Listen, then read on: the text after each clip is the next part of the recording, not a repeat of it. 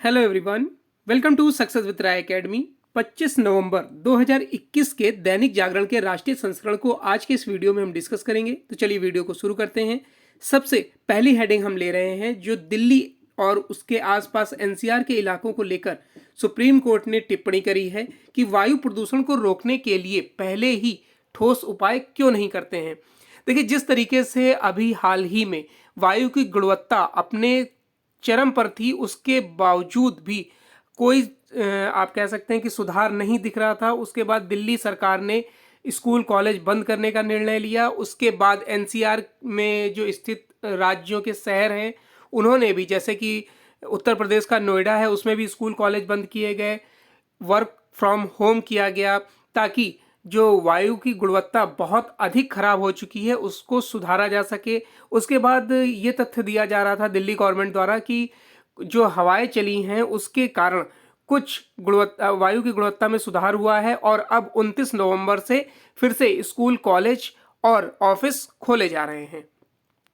राष्ट्रीय राजधानी और आसपास के इलाकों में खराब गुणवत्ता वाली हवा पर गंभीर रुख अपनाते हुए सुप्रीम कोर्ट ने बुधवार को सरकारों और नौकरशाही के रवैये पर गंभीर सवाल उठाए हैं।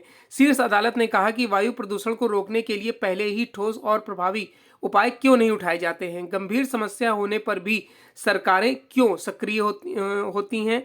सुप्रीम कोर्ट ने पराली जलाने के मुद्दे पर हैरानी जताई है। प्रधान न्यायाधीश NV Ramana, justice DY Chandrachud और जस्टिस सूर्यकांत की पीठ ने कहा कि दिल्ली के वायु गुणवत्ता संकट से निपटने के लिए निश्चित तौर पर अग्रिम उपाय किए जाने चाहिए। पीठ ने कहा कि यह देखा गया है कि जब मौसम गंभीर हो जाता है तभी सरकारें इस पर नियंत्रण के लिए उपाय करती हैं।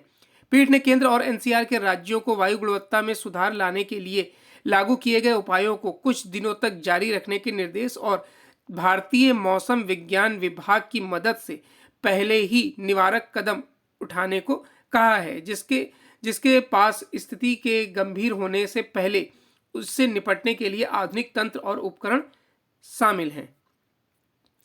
नेक्स्ट न्यूज़ है, कृषि कानूनों की वापसी पर कैबिनेट ने लगाई मुहर।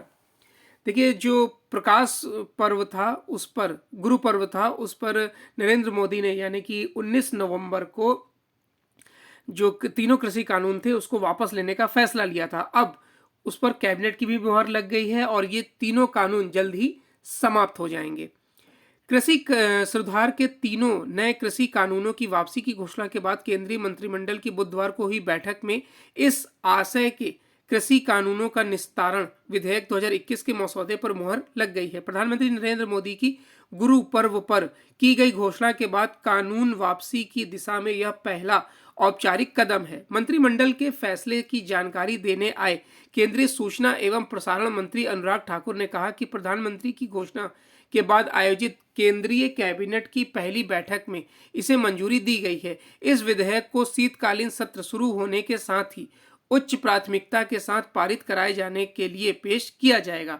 सरकार फैसले के क्रियान्वयन पर तेजी से आगे बढ़ रही है। उन्होंने कहा 29 नवंबर को संसद का शीतकालीन सत्र शुरू हो रहा है। नेक्स्ट न्यूज़ है, आर्थिक सुधारों को मिलेगी और गति। कृषि सुधार पर एक कदम पीछे खींचने के बावजूद दूसरे आर्थिक सुधारों को लेकर सरकार ढिलाई नहीं बरतेगी। आगामी शीतकालीन सत्र में सरकार कम से कम 6 ऐसे विधेयक पेश करने जा रही है जो वित्त से लेकर बिजली सेक्टर तक में सुधार की गति तेज करेंगे। इसमें से कुछ विधेयकों को लेकर राजनीतिक विरोध के भी आसार हैं। खास तौर पर बिजली संशोधन विधेयक 2021 को लेकर राजनीतिक दलों के साथ ही किसान नेता भी धमकी दे रहे हैं। वैसे सरकार को भरोसा है कि आर्थिक सुधार से जुड़े विधेयकों को दोनों सदनों में पारित करवाने में कोई परेशानी नहीं होगी। देखिए, 29 नवंबर से शीतकालीन सत्र स्टार्ट हो रहा है, उसी में ये 6 विधेयक लाने की बात हो रही है। हालांकि जो तीनों कृषि कानून वापस ले लिए गए हैं उससे विपक्ष कहीं ना कहीं बैकफुट पर है, लेकिन विपक्ष ये भी मान रहा है कि जो आगामी वर्ष में यानी कि 2022 में जो राज्यों में चुनाव हो सकते हैं जैसे उत्तर प्रदेश में, तो उन सब को लेकर ये कृषि कानून वापस लिए गए हैं ताकि सरकार की साख ना गिरे और उसे बहुमत मिल जाए। आर्थिक सुधार से जुड़ा एक और महत्वपूर्ण विधेयक बिजली संशोधन कानून 2021 है। वैसे तो इस विधेयक का प्रारूप 2 वर्ष से तैयार है, लेकिन कई वजहों से इसे पेश नहीं किया जा सका है। यह बिजली वितरण क्षेत्र में प्रतिस्पर्धा को तेज करेगा और ग्राहकों को मोबाइल सेवा प्रदाता की तरह बिजली वितरण कंपनी चुनने की आज़ादी देगा। यह वितरण कंपनियों के लिए नवीन स्रोतों से बिजली खरीद को अनिवार्य बनाएगा। इससे पवन व सौर ऊर्जा जैसे क्षेत्रों को ज़्यादा प्रोत्साहन मिलेगा। सरकार का मानना है कि बिजली कानून 2003 की तरह ही यह विधेयक भी समूचे बिजली सेक्टर को एक नई दिशा देने में सफल रहेगा। लेकिन इस विधेयक के कुछ प्रस्तावों को लेकर पूर्व में किसान संगठनों ने काफी विरोध किया था। उनका कहना है कि सरकार कृषि क्षेत्र को मिलने वाली बिजली सब्सिडी को खत्म करना चाहती है। नेक्स्ट न्यूज है, विमानन सेक्टर को मिलेगा आधुनिकतम इंटरनेशनल जेवर एयरपोर्ट, जो कि नोएडा में बनाया जाएगा और इसको 2024 तक पहले चरण का काम पूरा करने का लक्ष्य निर्धारित किया गया है। कुल लागत 4,588 करोड़ रुपए की आएगी।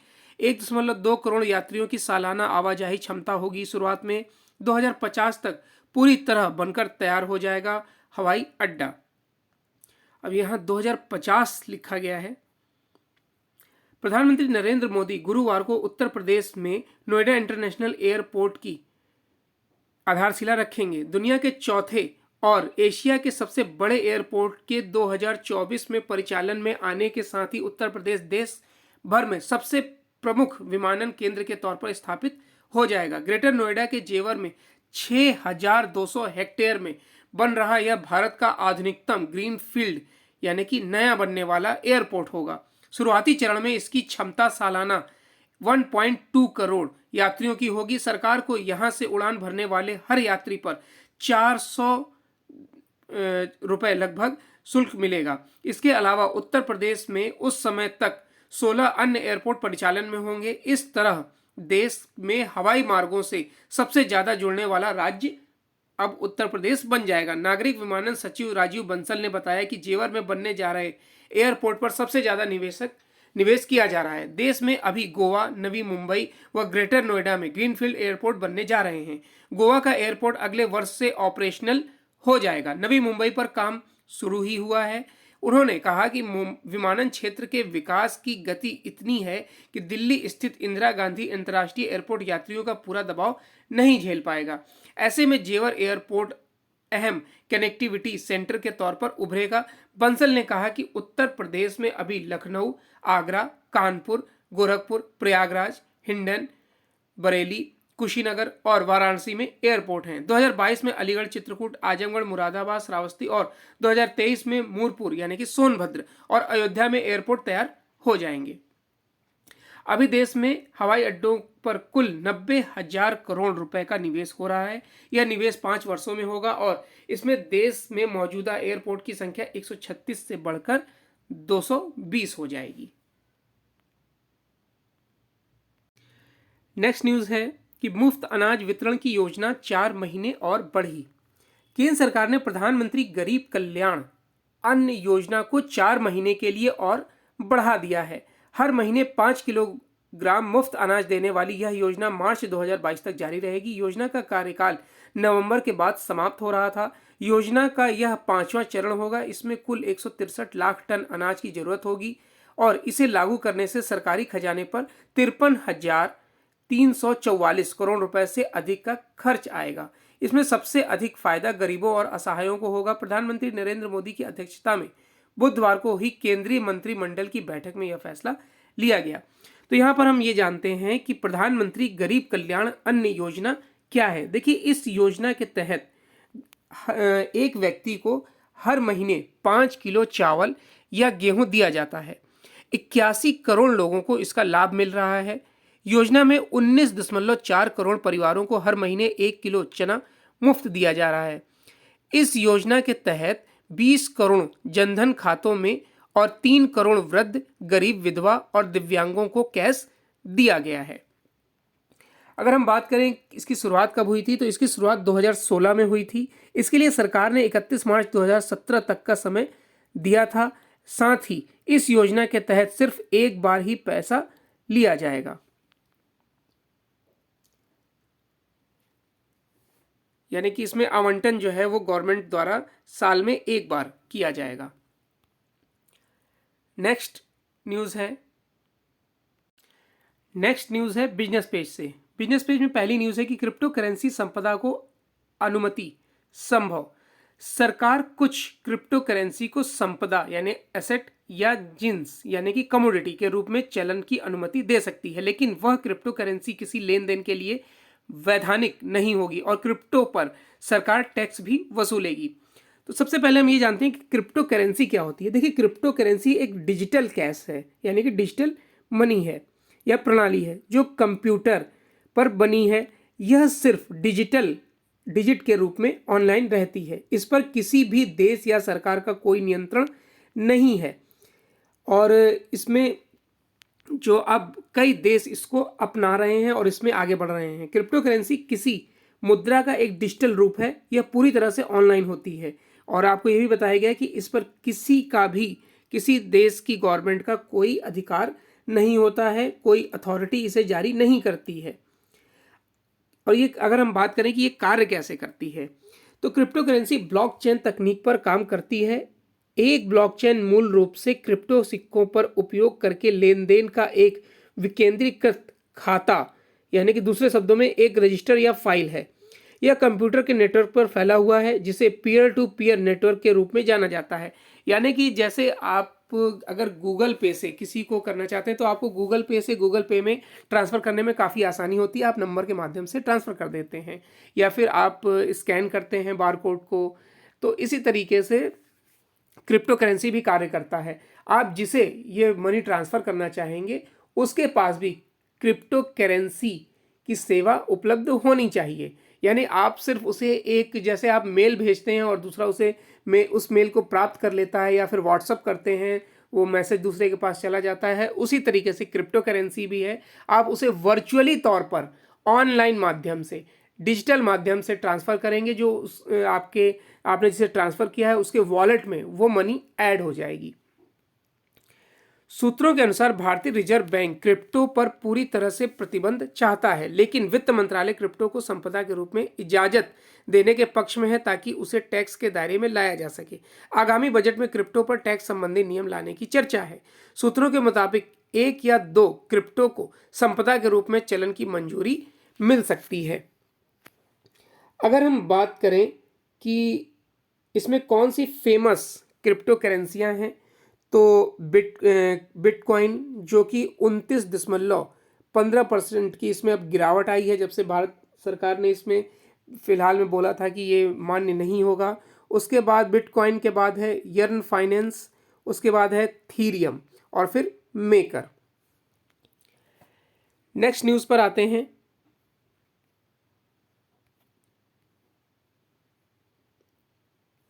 नेक्स्ट न्यूज़ है कि स्मार्टफोन को पहचान प्रक्रिया का हिस्सा बनाने पर विचार।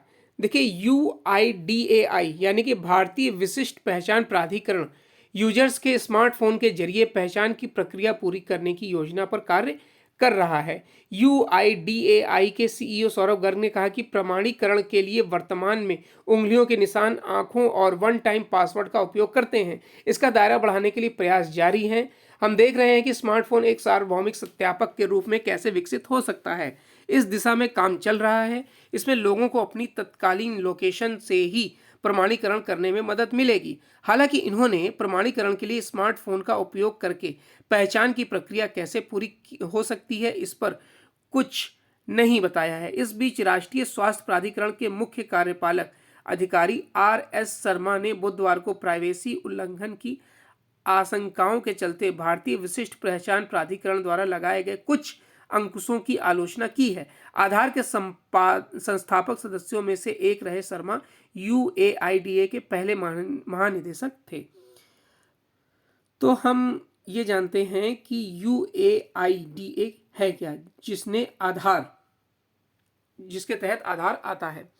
देखिए, भारतीय विशिष्ट पहचान प्राधिकरण सन 2009 में गठित भारत सरकार का एक प्राधिकरण है जिसका गठन भारत के प्रत्येक नागरिक को एक बहुउद्देशीय राष्ट्रीय पहचान पत्र उपलब्ध करवाने की भारत सरकार की एक महत्वाकांक्षी योजना के अंतर्गत किया गया है। भारत के प्रत्येक निवासी को प्रारंभिक चरण में पहचान प्रदान करने एवं प्राथमिक तौर पर प्रभावशाली जनहित सेवाएं उपलब्ध कराना इस परियोजना का प्रमुख उद्देश्य है। नेक्स्ट न्यूज पर आते हैं। नेक्स्ट न्यूज है एडिटोरियल पेज से। एडिटोरियल पेज में पहला आर्टिकल है कि विपक्ष ने गंवाया अपना मुद्दा। देखिए, कृषि आंदोलन से रिलेटेड न्यूज है ये, और जिस तरीके से गुरु पर्व पर यानी कि 19 नवंबर को प्रधानमंत्री नरेंद्र मोदी ने 9 बजे सुबह देश को संबोधित करते हुए तीनों कृषि कानून वापस ले लिए हैं। कहीं ना कहीं सरकार ये भी जानती थी कि जो 29 नवंबर से शीतकालीन सत्र शुरू होने जा रहा है उस पर विपक्ष हंगामा करेगा, जिसमें सरकार 6 विधेयक पास कराना चाहती है, वो संभव नहीं हो पाएगा। तो सरकार ने पहले ही ये निर्णय लिया। और भी इसमें कई तथ्य माने जा रहे हैं कि जिस तरीके से आगामी वर्ष में कई राज्यों में चुनाव होने वाले हैं, उसको लेकर भी सरकार अपना पक्ष मजबूत रखना चाहती है। हालांकि इस आर्टिकल में ये लिखा गया है कि जो छोटे किसान हैं, 80% जो छोटे किसान हैं, उनको कहीं ना कहीं नुकसान होगा। ये जो 3 कृषि कानून बनाए गए थे वो इन्हीं 80% किसानों के लिए बनाए गए थे, जो कहीं ना कहीं इनको लाभ देता। हालांकि इसमें सबसे बड़ी भूमिका जो कुछ किसान संगठन हैं उन्होंने और विपक्ष ने अपनी भूमिका को और बढ़ाया, और इनको कहीं ना कहीं ये जो 20% हैं इनको भड़काया गया है। इसकी वजह से ये छोटे किसानों को इसमें नुकसान होगा। आगे आर्टिकल में बताया गया है कि कुछ विदेशी ताकतों जैसे खालिस्तान की तरह इस पर अधिकार, इस कृषि आंदोलन पर अधिकार जमाया गया और जो किसान भाई हैं उन्हें भड़काया गया। अगर ये जो 80% किसान थे, अगर इनका कोई विकास कर सकता था, इनकी कोई स्थिति को मजबूत कर सकता था, तो ये 3 कृषि कानून थे जो काफ़ी सोच समझ कर लाए गए थे। इन्हीं 3 कृषि कानूनों को विपक्ष द्वारा भी कई वर्षों से लाने की बात कही जा रही थी। जब केंद्र सरकार इस मुद्दे को लेकर आई तो विपक्ष को ये लगा कि कहीं ना कहीं ये मुद्दा उनके हाथ से चला जाएगा, इसलिए उन्होंने इस पर विरोध करना शुरू कर दिया। ऐसे में प्रधानमंत्री के सामने कानून वापसी के अलावा कोई और जरिया नहीं था, इसलिए ये कानून वापस लिया गया। 2.5 प्रदेश यानी कि पंजाब, हरियाणा और पश्चिमी उत्तर प्रदेश के बड़े किसानों का आंदोलन एक और संदेश देता है कि किसी भी घटना को स्थायी मान लेना नासमझी होती है। विपक्षी दलों को लग रहा था कि किसान आंदोलन के लिए राजनीतिक एटीएम जैसा है, लेकिन प्रधानमंत्री मोदी ने उस एटीएम को ही बंद कर दिया। 5 राज्यों और खास तौर से उत्तर प्रदेश, पंजाब और उत्तराखंड के चुनाव से ठीक पहले विपक्ष के हाथ से उसका सबसे बड़ा मुद्दा चला गया। इसलिए कहते हैं कि उधार के सिंदूर से मांग भरने की कोशिश नहीं करनी चाहिए। नेक्स्ट है, विकसित शहरों से ही निखरेगा भारत। प्रधानमंत्री नरेंद्र मोदी ने गौतम बुद्ध नगर के जेवर में देश के सबसे बड़े एयरपोर्ट की आधारशिला रखी है। यह एयरपोर्ट नोएडा ही नहीं अपितु समूचे पश्चिमी उत्तर प्रदेश के विकास को एक नया आयाम देगा। इससे नोएडा के ग्लोबल एक्सपोजर को भी सहायता मिलेगी। तरक्की की ऊंची उड़ान का यह पड़ाव इस बात का प्रमाण है कि भले ही विकसित देशों में शहरीकरण ढलान की ओर हो, लेकिन विकासशील देशों में अभी भी शहर विकास के इंजन बने हुए हैं। इसलिए इन देशों में उद्देश्य विशेष के लिए शहर बसाए जा रहे हैं। आंध्र प्रदेश में अमरावती और गुजरात में गांधीनगर के पास Gujarat international finance tech city इसके सबसे बड़े उदाहरण हैं। देखिए, चीन ने तो पिछले 3 दशकों में 19 छोटे शहरों को बड़े शहरों में बदल डाला। दरअसल एक क्षेत्र विशेष में औद्योगिक प्रतिष्ठानों और जनसंख्या के एकत्रीकरण से निर्मित विशालकाय बाजार में न सिर्फ परिवहन सुगम होता है बल्कि व्यापारिक लागत भी कम आती है। राजनीतिक हलकों में नोएडा को लेकर फैले अंधविश्वास को दरकिनार करते हुए उत्तर प्रदेश के मौजूदा मुख्यमंत्री योगी आदित्यनाथ ने अब तक दर्जनों बार नोएडा आकर उसे अरबों रुपए की परियोजनाएं दी हैं। देखिए, पहले माना जाता था कि जो मुख्यमंत्री, उत्तर प्रदेश का मुख्यमंत्री नोएडा या ग्रेटर नोएडा की यात्रा करता है या फिर वहां पर कोई जनसभा या किसी कार्य से जाता है तो उसकी मुख्यमंत्री पद की कुर्सी चली जाती है। और इसके एग्जाम्पल भी थे, जैसे मायावती, और उसके बाद एक बार अखिलेश यादव भी गए थे तो उनकी कुर्सी चली गई। तो ऐसे ही मिथ को तोड़ा है योगी आदित्यनाथ ने। नोएडा आज देश के सबसे अधिक निवेश आकर्षित करने वाला जिला बन चुका है। नोएडा में पिछले 4.5 वर्षों में रिकॉर्ड तोड़ 64,362 करोड़ रुपए का रोजगार मिला है और इसमें करोड़ रुपए निवेश हुए हैं और 4 लाख 84,922 लोगों को रोजगार मिला है। इसमें 718 जिलों को देखा जाए तो ऐसे भी जिले हैं जिसमें अधिक निवेश नहीं आया है। इस प्रकार नए निवेश से मुंबई और बेंगलोर जैसे दिग्गज शहरों को पीछे छोड़ते हुए नोएडा सबसे अधिक औद्योगिक निवेश वाला जिला बन गया है। इस तमगे को पाने में शहर के बेहतरीन बुनियादी ढांचे की बेहद अहम भूमिका रही है। फिलहाल यह नोएडा औद्योगिक विकास प्राधिकरण, ग्रेटर नोएडा औद्योगिक विकास प्राधिकरण और यमुना एक्सप्रेस वे औद्योगिक विकास प्राधिकरण के रूप में 3 प्राधिकरण सक्रिय हैं। ग्रेटर नोएडा में अंतर्राष्ट्रीय स्तर का कौशल विकास केंद्र खुल रहा है। मुंबई की भांति येड में फाइनेंस सिटी की स्थापना हो रही है। उसमें देश भर की वित्तीय संस्थानों को प्लेटफॉर्म उपलब्ध कराया जाएगा। फिल्म सिटी में देश के सभी बैंकों के कॉरपोरेट दफ्तर, वित्तीय संस्थान, शेयर बाजार, स्टॉक एक्सचेंज और कमोडिटी बाजार से जुड़े कार्यालय आदि को जमीन दी जाएगी। उद्यमियों की बढ़ती दिलचस्पी को देखते हुए योगी सरकार ग्रेटर नोएडा में 8 नए औद्योगिक क्लस्टर बनाने जा रहा है। स्पष्ट है कि सूचना प्रौद्योगिकी आधारित नवोन्मेषी युग में देश तभी अग्रणी बनेगा जब उससे विभिन्न हिस्सों में विश्वस्तरीय शहरों का विकास किया जाएगा। इसलिए इससे न सिर्फ देश का सर्वांगीण विकास होगा बल्कि यह महानगरों में कायम तमाम समस्याओं का समाधान भी करेगा। बेहतर हो कि देश के अन्य राज्यों में नोएडा जैसे शहर विकसित किए जाएं और वे आपस में विकास की होड़ कर सकें। नेक्स्ट आर्टिकल है सुधारों का सिलसिला। देखिए, जो कृषि कानून वापस लिया जा रहा है उस पर है आर्टिकल जो हम डिस्कस कर चुके हैं। नेक्स्ट पेज पर आते हैं। नेक्स्ट पेज है हमारा इंटरनेशनल पेज। इंटरनेशनल पेज में पहली न्यूज़ है कि अफगानिस्तान में अपने हितों की रक्षा के लिए भारत सक्रिय। ये स्टेटमेंट दिया है हर्षवर्धन श्रृंगला ने, जो कि विदेश सचिव हैं। विदेश सचिव हर्षवर्धन श्रृंगला ने बुधवार को कहा कि भारत को यह देखना होगा कि अफगानिस्तान की कठिन परिस्थिति में अपने हितों की सुरक्षा करते हुए कैसे बेहतर ढंग से आगे बढ़ा जा सकता है। उद्योग परिसंघ के सत्र को डिजिटली माध्यम से संबोधित करते हुए श्रृंगला ने कहा कि तालिबान यह मानता है कि पिछले 20 वर्षों में अफगानिस्तान के विकास में भारत का अहम योगदान रहा है। वह भारत से अपने देश के लिए मानवीय सहायता की चाहत रखता है। भारत ने दोहा और मॉस्को में तालिबान से संपर्क स्थापित किया था। तालिबान चाहता है कि भारत अफगानिस्तान में फिर से अपना दूतावास स्थापित करे। विदेश सचिव ने कहा कि अफगानिस्तान की स्थिति को लेकर भारत अंतर्राष्ट्रीय समुदाय के साथ सक्रिय है और संपर्क बनाए हुए है ताकि उसके वृहत हितों की सुरक्षा सुनिश्चित हो सके। उन्होंने अफगानिस्तान के संदर्भ में संयुक्त राष्ट्र सुरक्षा परिषद के प्रस्तावों 2593 का जिक्र करते हुए उसे लाभकारी बताया। नेक्स्ट न्यूज़ है कि कुछ ही घंटों में गई स्वीडन की पहली महिला प्रधानमंत्री की कुर्सी। स्वीडन की पहली महिला प्रधानमंत्री मैग्डालेना एंडरसन को पद संभालने के कुछ ही घंटे बाद इस्तीफा देना पड़ा। दरअसल संसद में बजट प्रस्ताव पर एंडरसन की सरकार को हार का सामना करना पड़ा और 2 दलों की उनकी अल्पसंख्यक सरकार से एक दल अलग हो गया।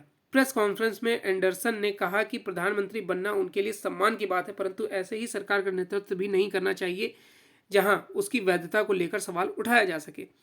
गौरतलब है कि स्वीडन की संसद ने बुधवार को एंडरसन के रूप में देश की पहली महिला प्रधानमंत्री का चुनाव किया था। स्वीडन की 349 संसदीय संसद में 117 सदस्यों ने एंडरसन के पक्ष में और 174 ने विरोध में मत दिया था। स्वीडन के संविधान के अनुसार यदि 175 सांसद किसी उम्मीदवार के खिलाफ नहीं है तो उसे प्रधानमंत्री नियुक्त किया जा सकता है।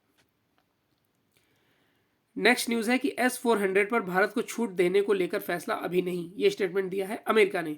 अमेरिका का कहना है कि रूस से S-400 मिसाइल रक्षा प्रणाली को लेकर भारत को काटसा से छूट देने के बारे में अभी फैसला नहीं किया गया है। हालांकि वह इस खरीद के संबंध में भारत से बातचीत जारी रखेगा।